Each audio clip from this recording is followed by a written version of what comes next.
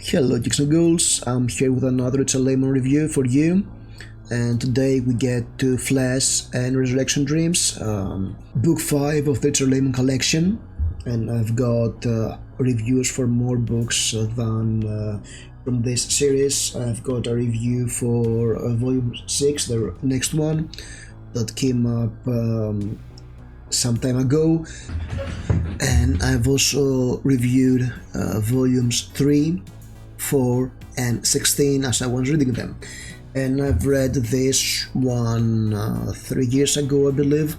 It's got 2 novels of Richard Laymon in this one, Flash and Resurrection Dreams, and I think they are hitting some of the high points in Richard Laymon's career. I'm looking forward to read volume 7 and onward because it seems like he got a very good stride around that era, and Flash was published in 1987 and 1988 was Resurrection Dreams.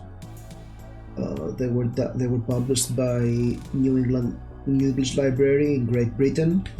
So yeah, they're Nels. They are some of the nasties of the UK. Let's get to it. I often joke about Richard Laymon that every time he mentions a certain word like bum, you should drink a shot, and this comes from the book Flash, because the word bum is almost on every page. Okay, I am exaggerating, but seriously, the characters in this book are interacting with their environment through their butts, through their bums, more than they do with their hands. You know, they are bumping their bum against tables, against doors. I don't know. Really, it's funny. But once you see it, you cannot unsee it. And what's Flash about? Flash is about a small town where there is a parasite, where a slimy mobile tube of putrefying flesh and obscene probing mouth is entering people. Freud has a hard-on right now, and he is turning its victims into bloodthirsty maniacs. So we have a group of characters who have to deal with this horror, and yeah, it's a creature feature, but this being Richard Laymon means that even the creature feature will just make people into bloodthirsty rapists and murderers, because it's Richard Laymon, of course. And it was a fun read. It was playing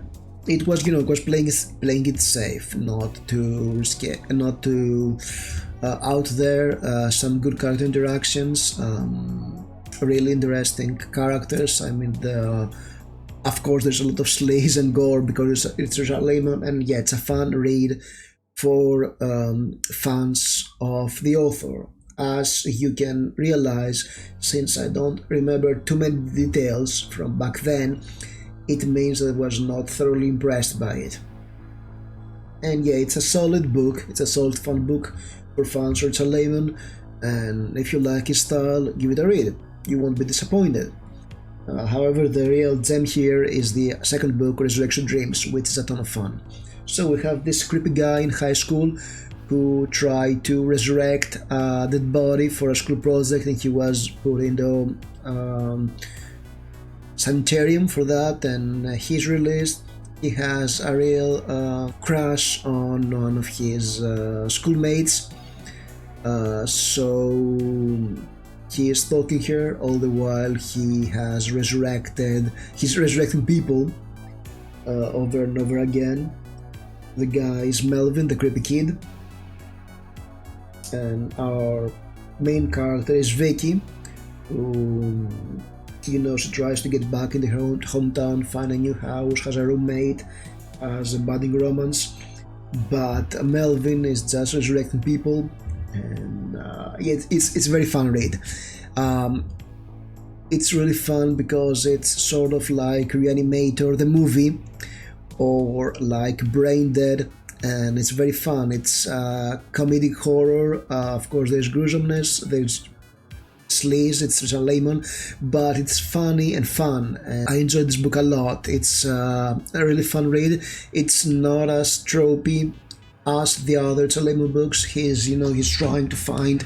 Um, he knows that his audience is there for the slaves and the gore. Okay, so he's delivering, but he's actually going out of his comfort zone, out of the stuff he's doing all the time, and instead of rewriting the same book again and again, which he seldom did.